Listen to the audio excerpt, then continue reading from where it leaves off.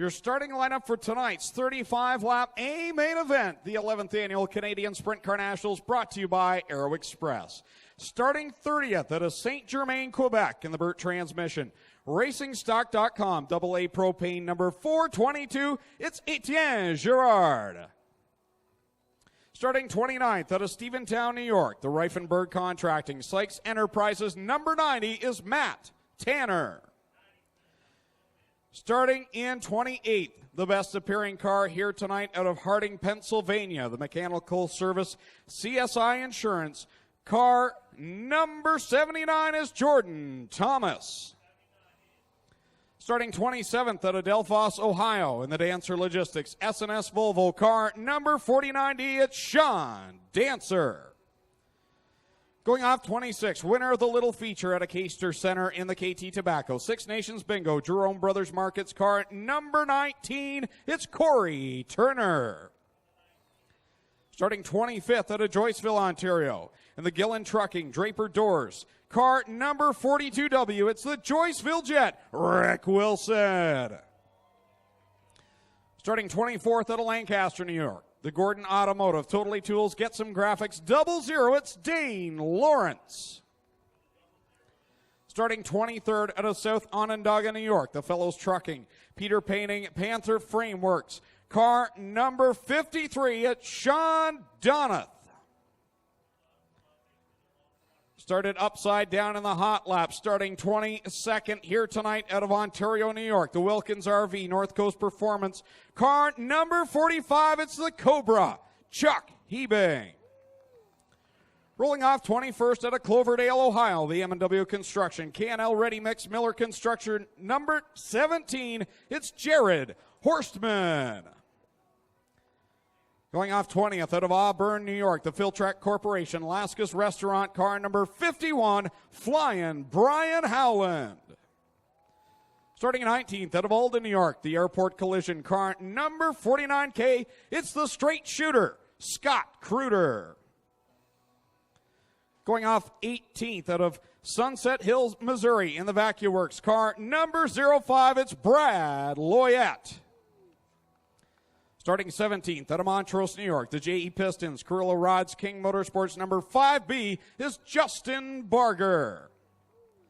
Going off 16th, the Southern Ontario Sprints champion from Brantford, Ontario, in the Holdex Brakes, Hills Tires, Strode's Barbecue, Route 54 Gas Bar, car number 10B, it's Downtown Mitch Brown.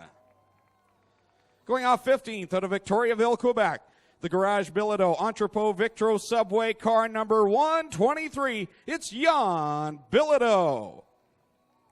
Starting 14th out of Bradford, Pennsylvania, the Bundle of Warmth Performance Powder Coating, number 35, it's the Juice, Jared Zimbardi. Starting 13th out of Sunnyvale, Texas, the Town Line Variety, Bear Paw Convenience, Lone Star Speedway, number 67, it's Sam Haferteep Jr.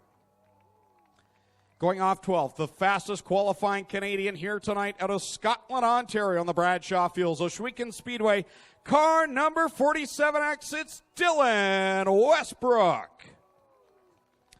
Going off 11th, out of Tecumseh, Michigan, the Town Line Variety, Bear Paw Convenience, Lone Star Speedway, number 77, it's Dynamite, Dane Nida. And now, starting in the 10th spot, out of Lima, Ohio, in the Horseman Racing, Triple J Dales Concrete, car number 17H, it's Max Stambaugh. Rolling off 9th out of Archibald, Ohio, driving car number 83, it's Kyle Sutter. Starting 8th out of Kokomo, Indiana, the Town Line Variety, Bear Paw Convenience, car number 97, it's the law firm Parker Price Miller. Going off 7th out of Oshwegan, the Core Pack Merchandising Sprint Car Champion in the Case IH Rochester Nighthawks Lone Wolf Fireworks, car number 0, the Oshwegan Flyer, Glenn Styres. Starting 6th out of Farmington, New York, in the Randy's Racing Filters, car number 10K, it's Rob Dietrich. From the 5th starting spot at Sunbury, Pennsylvania, the Pixel Graphics Foundation's 55 Mach 1 chassis, Car number 55 is Mark Smith. Rolling off fourth out of Canastota, New York. In the Buell Fuel Stampede Steakhouse number 19K, it's Paul Kinney. Rolling off third at a Grand Ledge, Michigan, the Richardson Farm Sweet Manufacturing number 2M, it's Double D, Dustin Daggett. And your front row for the 11th Annual Canadian Sprint Car Nationals, brought to you by Aero Express. Going off second at a Brewerton, New York, the Schneider Packaging E&V Energy Patriot Tank Lines number 87, it's racing Jason Barney. And starting on the pole at a St. Matthew de Beloeil, Quebec, in the Four Seasons Foundation Mega Pumping FM Industries number 28 FM, the Fireball, Steve Poirier. Ladies and gentlemen, these are the 30 drivers ready to do battle for the 11th Annual Canadian Sprint Car Nationals, brought to you by Aero Express. All right, ladies and gentlemen, these drivers are buckling in. We've waited all season long for this moment. Let's hear you make some noise. How many are ready for the 11th Annual Canadian Sprint Car Nationals?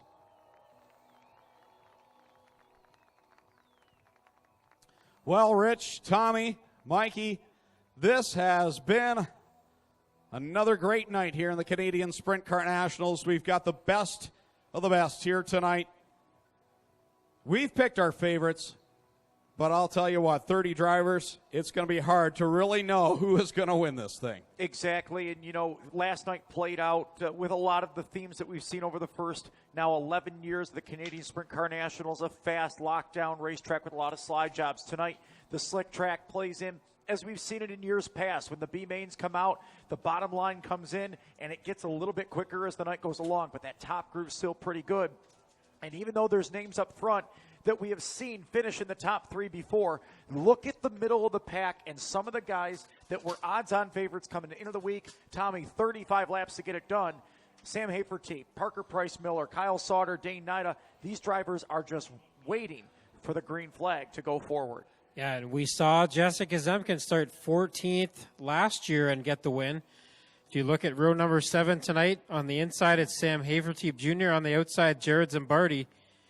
Neither of us would be certain. I don't think anyone here would be surprised that either of those drivers went to victory lane at the end of this one. So definitely, all the way through this field, there is very good talent, and we will have to watch. Towards the back of the pack, Brad Loyette, another driver who probably will make a run through the field here. You're absolutely right, Tommy. Again, going back to what Rich said, being 35 laps, you know, if it gets to a green run here and the leaders can get into some traffic semi-early on, once you get to racing through traffic, and if they're racing hard with each other, they slow down a bit, and that allows some of these other guys to get up through. It's all going to depend really how the cautions time out. You know, if we get a caution every 5 laps, Poirier is going to be hard to chase down. Him and Barney are going to have a good battle, but 35 laps and a slick track, so it's going to be interesting to see how this pans out.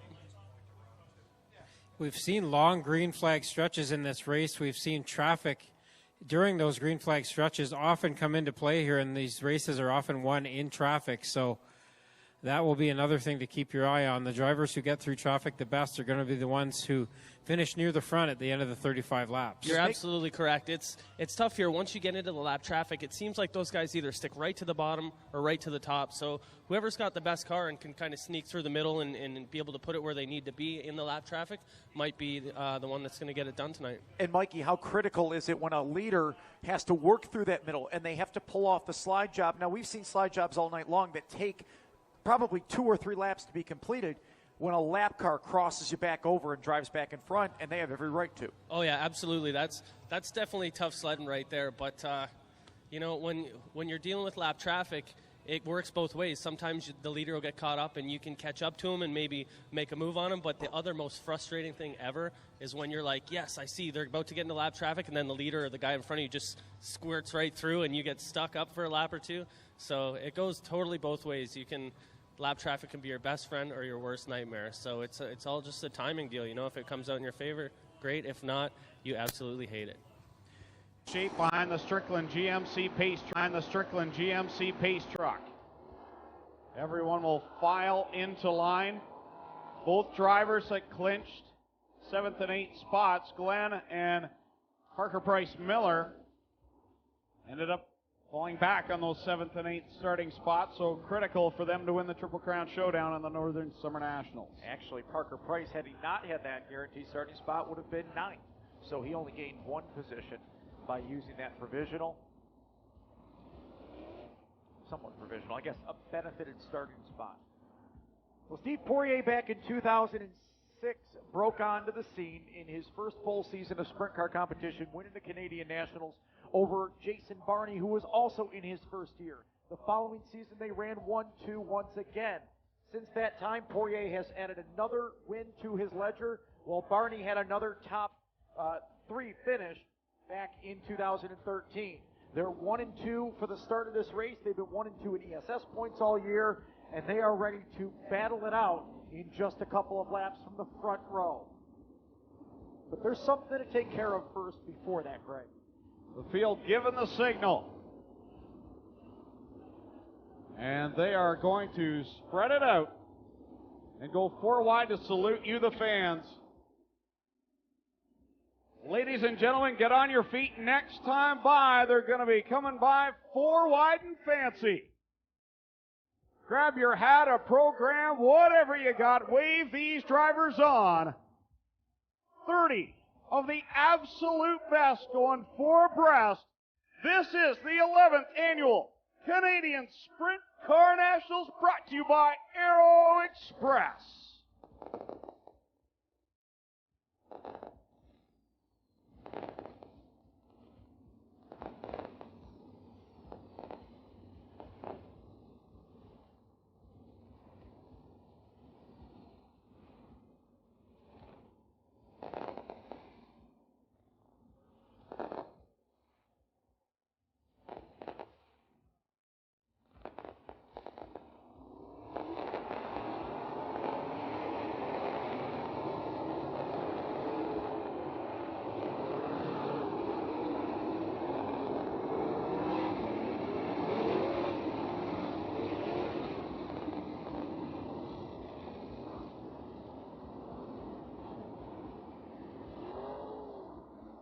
Greg, I know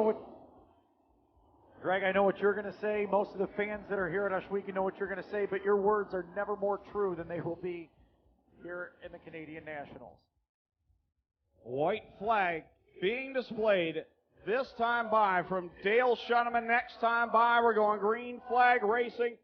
35 laps the distance. The winner will take home 12,000 big ones. 2 by 2. 15 rows of beautifully prepared sprint cars ready to come to life. Steve Poirier, Jason Barney on the front row. Dale Shuneman's got the green flags in hand.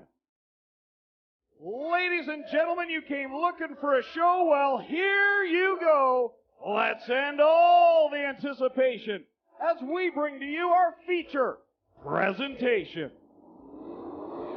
Former winner Steve Poirier on the pole, a host of drivers behind him who've never won this event. Poirier. And 4 wide back in the pack. Jan Bilodeau with a little bit of an issue. It's going to be interesting to see if he can get off the racetrack as Poirier leads. Daggett in second.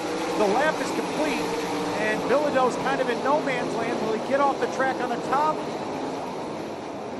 Yes. No caution yet. He stays under power, but now the yellow flag. So 1 lap is complete. Something instantaneously did not work for the 123. Jan Bilodeau, he coasted it down the back stretch and coasted now down the bank in corner number 3 into the pit area. And an issue, turn number 1. Actually, I did see that. I wasn't sure what it was. When they went into corner number 1, I saw something fly. I wasn't sure if it was a tear off. It seemed a little early for that, but I could see something flying up in the air in corner 1, and I wonder if that's part of Jan Bilodeau's problems.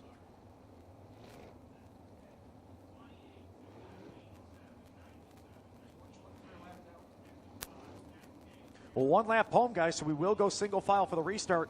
And Parker Price Miller is already scored in position number 4. Up 4 positions on the opening circuit. And remember how we said it's a bad deal if an early caution comes out? Not when you pass 4 cars on the first lap. No, exactly. I was just thinking back to what you said, that early caution. You know, if you're mid-pack, now you've got a long ways to come back up through the field when it's single file. But like you say, Parker Price Miller did a nice job on that first lap, moved up 4 spots. Now, single file, not so bad for him. Guy's not sure what was wrong with Jan Bilodeau's car, but he's circling back. He's making his... Mikey deep in the pit area there. The microphone cut out, but it sounds like Bilodeau's coming back to the track. Yeah, sorry, guys. I'm just kind of working my way back up here, but he's making his back to the track, and hopefully we'll see. Maybe we can find the debris that was the problem out there. Up 2 spots, Sam Haferteep. Up 2 spots, Jared Zimbardi on the opening circuit. Pretty sure Bilodeau's going to be a lap down here when we get restarted. So they will go single file past that restart cone on the front stretch. You see it placed out there. They cannot hit the cone, go below the cone, anything like that. They have to go single file until they get past that cone. So Daggett going to go after. Going back to the green flag, single file past the restart cone. Poirier gets on the front pedal, and they hammer it down into corner number 1. Poirier, Daggett, Barney, all at it at the front. Barney looks like he's running that patented bottom side there that served him so well. But Mark Smith slow on the backstretch now in the 55. And then he gets it going. We saw that earlier with Hannigan. This could be a totally different situation, but one of the early favorites started in 5th, has dropped down to the top 10. Troubles for Mark Smith have put him way back deep in the field. At the front, Steve Poirier leading the way over Jason Barney, who's working the inside line. Poirier committed up to the top, and Daggett up there at the top as well as Parker Price Miller. Barney knows this is a long race. He's going to be patient here, run that bottom side. But as I say that, goes to the top side in 3 and 4. Daggett to the middle side, but it's still Poirier up front. Glenn Styres and Max Stambaugh riding the rim as they try to get around Rob Dietrich. And Sam Haferteep, guys, up to 9th after starting back at 13th. Poirier leading the way, but Jason Barney is right there. He's closed the gap. Moving up has definitely helped racing Jason Barney. The battle for 3rd heating up now. Parker Price Miller throws it down to the inside on Double D. Big slide job on Daggett there. Daggett going to try to come back on him, but he can't do it. Meanwhile, up front, Poirier on the outside. Barney now to the middle groove, making a run for the lead down to turn 4. Poirier will lead at the line, but not by much. A half a car length at the most. He'll skate up the racetrack, try to find bite. Barney gets down to his patented bottom line, shoots off 4 sprint car lengths between them as they close in on the tail of the field. Coming to lap number 7, and the leaders already catching lap traffic, as you said, Rich. Here comes the first car. It's going to be Rick Wilson, and Jan Bilodeau will also be in that high line that Poirier's running right now. Parker Price Miller has cut a little bit into Jason Barney's advantage there, but not into Steve Poirier, as Poirier now gets into the teeth of that traffic. Girard and Wilson almost came together and pinched Poirier off. Now Poirier has to get by his fellow Quebecois, the Girard 422. He gets slowed up and Barney goes to the inside, but Rick Wilson's going to block that line. Here's that 3-wide middle maneuver we talked about earlier. Poirier underneath Jordan Thomas. On the outside of Rick Wilson, the doors get slammed shut. He thinks better of it with 9 laps home. Barney's there. Here comes the law firm. Battle for 4th between Paul Kinney and Dustin Daggett as Poirier starts to see the opening and gets by the outside of Rick Wilson. This is where things get very scary for the leaders. Poirier still cannot get by the Joyceville Jet Rick Wilson. He's had a couple of close calls with the 42W. He's trying that outside line, but credit to Rick Wilson, that car is hooked up. Parker Price Miller is not getting through the traffic very well. Tried to slide Girard there, couldn't do it, and now Barney has gotten away from him again, and Barney's trying to chase Poirier back down. 2011 winner Sam Haferteep Jr. just lost the spot to Brian Holland, who is up to 9th after starting in 20th. Poirier works through corner number 3 as your leader, already catching the back end of the field. As I mentioned, gets by Rick Wilson, now on Matt Tanner. And the next one in line would be the straight shooter, Scott Kruder. Now Wilson is blocking Barney here. Barney's going to have to switch grooves to try to get around the lapped car of Rick Wilson. And now Poirier tries to put a slider on Matt Tanner and gets a lap on him. And that's where he knows Matt Tanner. They race together every week, and he knows Tanner was going to give him a little bit of an inch, and he flinched out of that whole deal as Poirier goes around the outside of Kruder. Barney now finally gets his way around Rick Wilson. He'll set his sights on Tanner as Parker Price Miller draws up in the right rear of Barney. Second and third place, nose to tail. Yeah, suddenly Parker Price Miller has moved that wing back and found another gear here in the 97. But as I say that, he slips off turn 2. Poirier still up front. Barney trying to run him down. Price Miller now with a lap car in between. They're 4 wide for about 10th as Dustin Daggett's going backwards. Sam Haferty, Mark Smith, Jordan Thomas. Up to 5th, Brian Howland just got by Kyle Sauter. Up to 5th. So 15 laps into this one. We're just approaching the halfway mark in this, and Steve Poirier leading the way across the stripe to complete lap number 16. And it's Jason Barney. And you got the 97 of Parker Price Miller. How about Paul Kinney hanging in there in 4th and Brian Howland in 5th? Poirier with about a half a straightaway lead right now over Jason Barney. Plus he's got the lap car of Dylan Westbrook in between. But now Poirier sees cars running 3 wide in front of him. Price Miller able to get around a 3 wide group of lap cars. And 4th place is going to heat up right now. Paul Kinney's on the outside. Brian Howland down to the bottom. And Howland's car is set up for the later run right now, Craig. It is really tight with a high wing angle. Watching Parker Price Miller. That car is right on the very thin edge, trying to get any sort of an advantage. A little bit of bite. Gets a good run off of corner 2. He'll drop to the side of Jason Barney and take second for the moment. Barney tries to fight back here, but he slides up in turn 3, and Price Miller will have that spot. Poirier trying to put a lap on Dane Lawrence, as well as Jared Zimbardi and Glenn Styres in there as well. Styres running in Poirier's line, and Price Miller is chasing him down. 3 wide maneuver for Poirier between Styres and Zimbardi. And off the corner, can't get by Styres. Well, look at Parker Price Miller. He's right there now. He's pulled within striking distance of the 28 FM of Steve Poirier. 3 wide in front of him, though.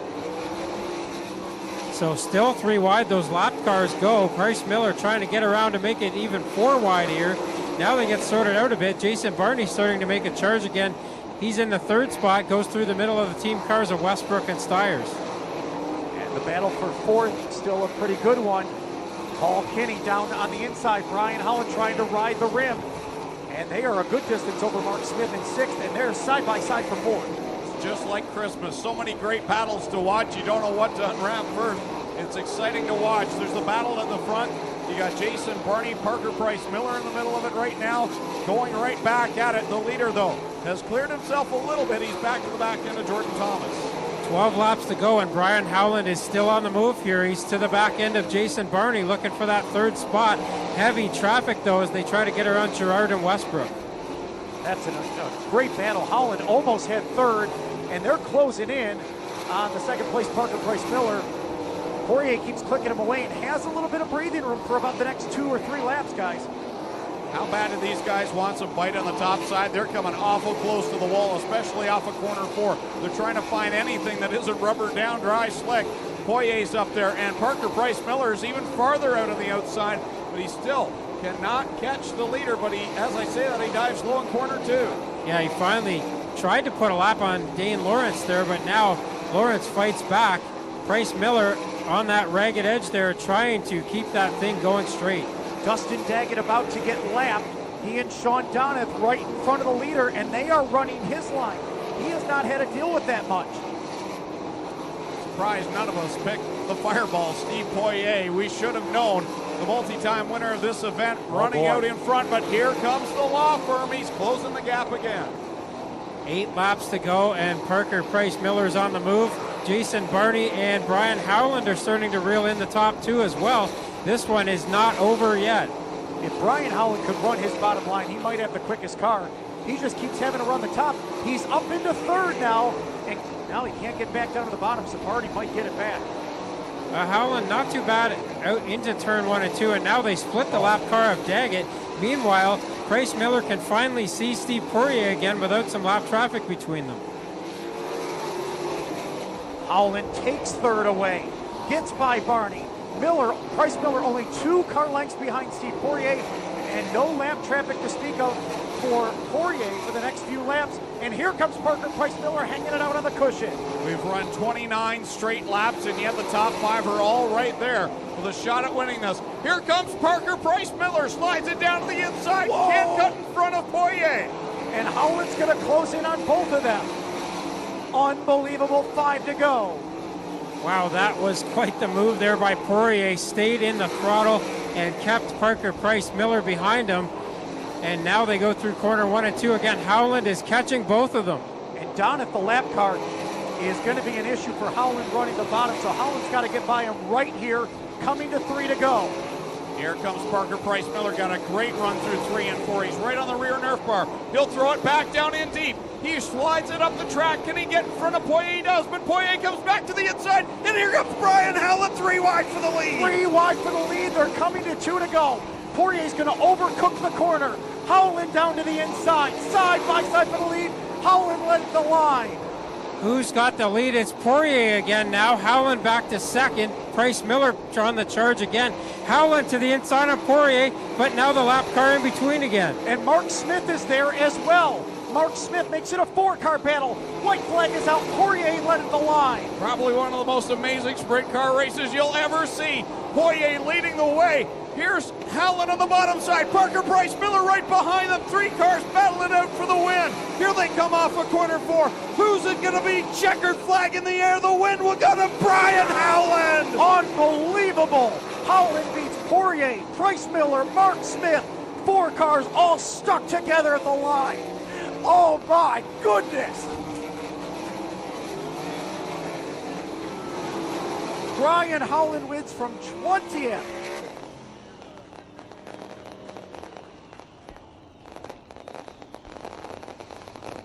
That was unbelievable.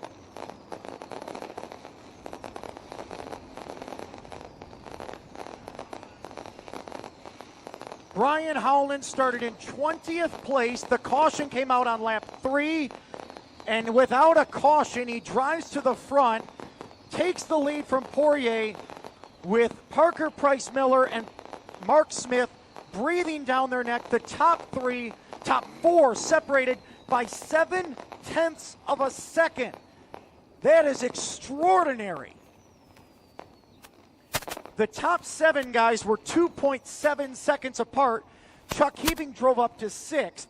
Jason Barney in 7th. Top 7, 2.7 seconds apart. A 27-lap green flag run that ends with 4 cars within 0.7 of a second. That is seemingly unfathomable.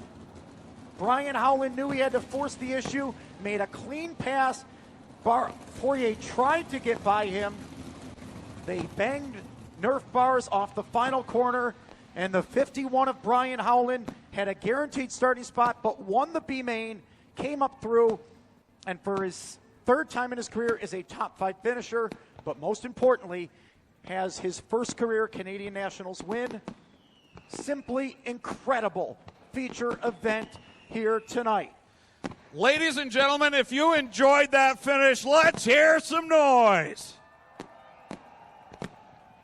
My word, simply one of the greatest sprint car races I've probably ever seen and may ever see. My goodness. So you didn't see that finish, but man, that was a whale of a finish. Talk about those 34 laps of green flag racing, because that looked nuts. Yeah, you know what? It was an amazing night. These fans got a heck of a deal tonight. I mean, the track was amazing. It was fast, and man, I wish I was up there to battle, but my car went away right away. 20th season of racing here at Ohsweken Speedway. It was a pretty special season as well. Yeah, you know what? This is the best night ever. I'm glad you guys all stuck the weather out, and again, we couldn't do it without you guys and the sponsors, and thanks, John Brush, for your support too. All right, everyone, let's hear for Glenn Styres, the man that makes it all possible.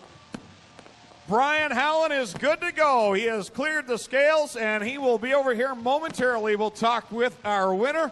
And while we got a moment here, let's go and talk to 2nd place Steve Poirier and 3rd place Parker Price Miller.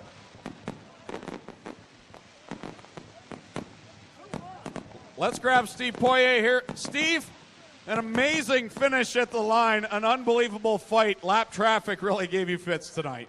Oh yeah, lap traffic was pretty tough. I thought at some point it helped me. I started to be loose with 15 laps to go, and I had a couple of good breaks with the lap traffic. Then I would kind of lose a couple of laps following cars. But I thought it played in my good for me, because a couple of times I saw cars sneak inside of me, and I could kind of have some clean racetrack for a while. I saw Brian was coming at the end. I tried to change my line a little bit, tried to give everything, push my wing back a little bit, but I was just getting looser. It was pretty close at the finish. It just half a lap short of that fourth win. Who would you like to thank for second place here tonight? Thanks to Stealth Racewear for the first time out with that new suit. I really liked it.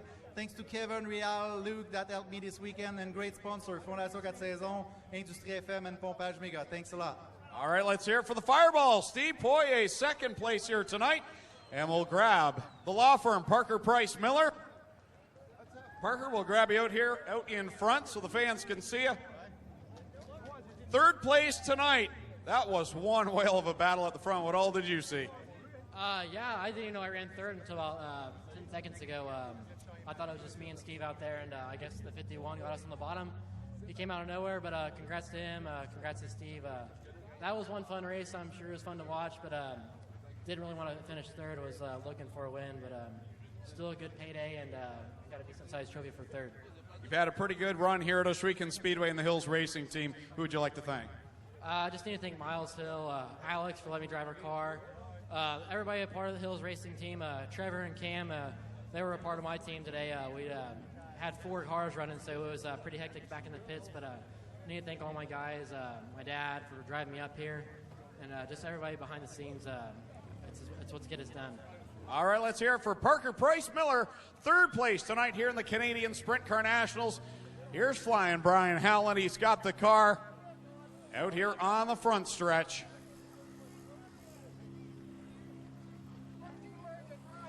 And they'll back it in here to Mobile One Victory Lane in the Filtrack Corporation, Lasca's Restaurants.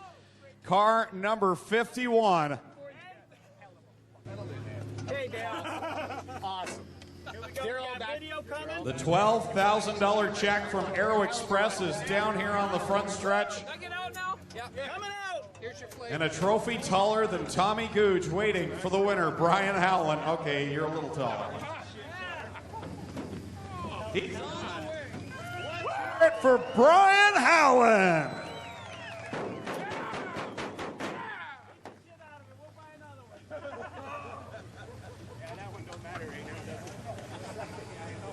The crew said, don't worry about that top wing. We'll buy another one. They got $12,000 to buy another one.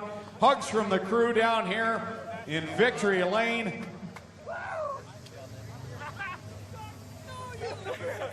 What a celebration going on down here in Mobile One Victory Lane. Steve Poirier, dmstyres down here to congratulate Flying Brian Howland. What a finish. The most amazing sprint car race most of us have ever seen. What did you see behind the steering wheel? I saw a lot of cars that started in front of me, but man, we put the super tight setup in this thing, and I just had a game plan and just trying to roll through the middle, and you know, it worked. It worked really good. We started going down on the bottom there, and cars were getting in the way, and I said, well, you know, we got to see if I can get around these guys without wasting any time. I kept checking the leaderboard. I saw I got into 5th there, and I could see the other cars up in front of me, so I was just digging, and man, things got to work out right in order to get this win, and we had luck on our side. At the beginning of the night, I thought we used up all of our luck last night, but man, that's awesome. This is a track where you've had some good luck, but you've also had some very low lows here. Talk about how sweet it is to pick up such a huge win at Ohsweken. Well, when you see the field, and you have Steve Poirier and Dustin Daggett, Jason Barney all up in the front, and so many others, Sam Haferteep, and just everybody that was up in front of me, and the cars behind me, they've all won races. Everybody was just, it was just a fast field of cars, and to come out on top of it, it's a dream come true. It's a bucket list, and we finally did it. Who would you like to thank for the big win? Oh, all my guys. I don't know how many times they changed the setup between the B main and the A main, but holy smokes, they guys they work so hard. Filtrack Corporation, Lasca's Restaurant, Gary Culver, Dan Demery, Fruit Farms, Mike Emhoff Motorsports, the Roush Yates Ford, Moss Engines. It's just everything just came together on one night. It'll be a pretty big party, I'm sure. Yeah, I don't know if we're going to make it home tonight. All right, let's hear it for Flying Brian Howland, tonight's winner of the 11th annual Canadian Sprint Car Nationals, brought to you by Aero Express. Well, one last time, folks, for you that are still here, let's hear it for these drivers. They put on one whale of a show. So that brings to a conclusion our 20th season of racing here at Ohsweken Speedway. It's been a phenomenal year. The first ever running of the Triple Crown Showdown. We had the Super Dirt Car Series, big blocks in town. Go Nuclear late models. Stuart Friesian picking up the big win with the World of Outlaws. And now probably the feature finish of the year in North America for sprint car racing by Brian Howland. Capped off what was a great 20th season of racing here at Ohsweken Speedway. So that will wrap things up on behalf of the entire Styres family, brothers Glenn and Kurt Styres, all of the staff, the officials, everyone that makes things happen here each and every Friday night.